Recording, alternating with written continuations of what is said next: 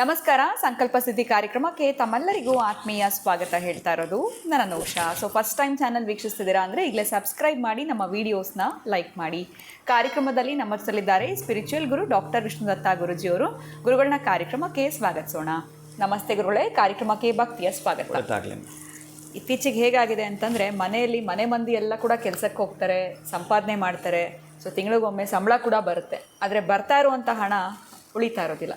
So ಬಂದಿರೋ ಹಣ ಉಳಿಬೇಕು ಅಂತಂದರೆ ಏನು ಮಾಡಬೇಕಾಗುತ್ತೆ ಗುರು? ಸೊ ಯಾವ್ದಾದ್ರು ಒಂದು ರೆಮಿಡಿಗಳನ್ನ ತಿಳಿಸ್ಕೊಡಿ ಗುರುಗಳೇ. ಕೆಲವೊಂದೇ ಮಂತ್ರ ತಂತ್ರ ಯಂತ್ರ ಇದ್ದಾವೆ.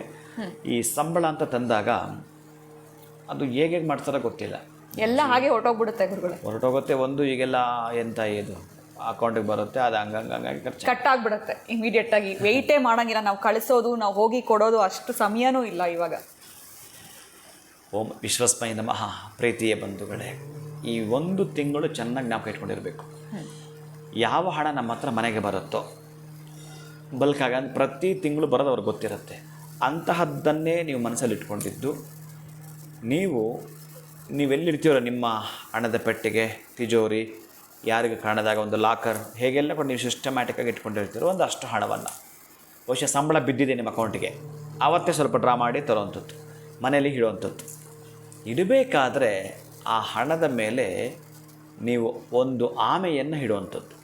ಒಂದು ಆಮೆಯನ್ನು ಈ ಕ್ರಿಸ್ಟಲ್ ಗಾಜಿನಿಂದ ಮಾಡಿರ್ತಕ್ಕಂಥ ಆಮೆಯನ್ನು ಅದರ ಮೇಲೆ ಇಡುವಂಥದ್ದು, ಅಥವಾ ತಾಮ್ರದ ಮೇಲೆ ಅಥವಾ ತಾಮ್ರದಿಂದ ಮಾಡಿರ್ತಕ್ಕಂಥ ಆಮೆಯನ್ನು ಇಡುವಂಥದ್ದು. ಕೆಳಗಡೆ ತಟ್ಟೆ ತಾಮ್ರ, ಅಲ್ಲಿ ಹಣ ಇಡೋದು, ಅದರ ಮೇಲೆ ತಾಮ್ರದ ಆಮೆಯನ್ನು ಇಡುವಂಥದ್ದು. ಅಥವಾ ನೀವೇ ಸಣ್ಣದಾಗೇನಾದರೂ ಮಾಡಿಸಿ ಇಡ್ತೀನಿ ಅಂತಂದರೆ ಆ ಆಮೆಯನ್ನು ವೃತ್ತಾಕಾರವಾಗಿ ಒಂದು ಪೀಠ, ಆ ಪೀಠದ ಮೇಲೆ ಬರ್ತಕ್ಕಂತಹದ್ದು ಚಿಕ್ಕದಾಗಿ ಮಾಡಿಕೊಡ್ತಾರೆ ಶ್ರೀಗಂಧದ ಆಮೆಯನ್ನೇನಾದರೂ ಇಡ್ತೀವಿ ಆ ಹಣದ ಮೇಲೆ ಅಂತಂದರೆ ಬಹುಶಃ ಆ ಹಣಕಾಸಿನ ವಿಚಾರದಲ್ಲಿ ಸೌಗಂಧಿಕ ಪುಷ್ಪ ಹಾಗೆ ಹರಡ್ತಾ ಇರುತ್ತದು. ಎಷ್ಟಂದರೆ ಸುವಾಸನೆ ಬೀರ್ತಾ ಇರುತ್ತೆ. ಅಂದರೆ ನಿಮ್ಮ 4-5 ಕಡೆ ನಿಮ್ಮ ಬಿಸ್ನೆಸ್ ಡೆವಲಪ್ಮೆಂಟ್ಗೆ ದಾರಿ ಮಾಡಿಕೊಡುತ್ತೆ. ಆದರೆ ನೀವು ಮಾಡಿಸಿರ್ತಕ್ಕಂಥ ಆಮೆ ಆದರೆ ಮೊದಲ ದಿನ ಅದಕ್ಕೆ ಅರಿಶಿಣದ ನೀರಿಂದಲೂ ಅಭಿಷೇಕವನ್ನು ಮಾಡಬೇಕು, ಗಂಧದ ನೀರಿಂದಲೂ ಅಭಿಷೇಕವನ್ನು ಮಾಡಬೇಕು, ಕುಂಕುಮದ ನೀರಿಂದಲೂ ಅಭಿಷೇಕವನ್ನು ಮಾಡಬೇಕು. ಅದರ ಮತ್ತೆ ವರ್ಷ ಬಿಟ್ಟು ಅದಕ್ಕೆ ಧೂಪ ದೀಪ ಹಾಕಿ ಆ ಹಣದ ಮೇಲೆ ಇರತಕ್ಕಂಥ ಪದ್ಧತಿಯನ್ನು ಮಾಡೋದಾದರೆ, ನಾನಿದನ್ನು ಮಾಡಿಸಿಟ್ಟಿದ್ದೀನಿ ಅಂತ ಅನೌನ್ಸ್ ಮಾತ್ರ ನೀವು ಮಾಡಬಾರ್ದು. ಇಷ್ಟು ನೀವು ಮಾಡ್ತೀರಂತಂದರೆ ಬಹುಶಃ ಅತ್ಯಂತ ಅದ್ಭುತವಾಗಿ ನಿಮ್ಮದಾಗಿರ್ತಕ್ಕಂಥ ಡೆವಲಪ್ಮೆಂಟ್ ಎಲ್ಲಿ ಅಂತಂದರೆ ಅನಾವಶ್ಯಕವಾಗಿದ್ದೀವಲ್ಲ ಖರ್ಚು, ಅದಕ್ಕೆ ಲಾಕಾಗತ್ತೆ.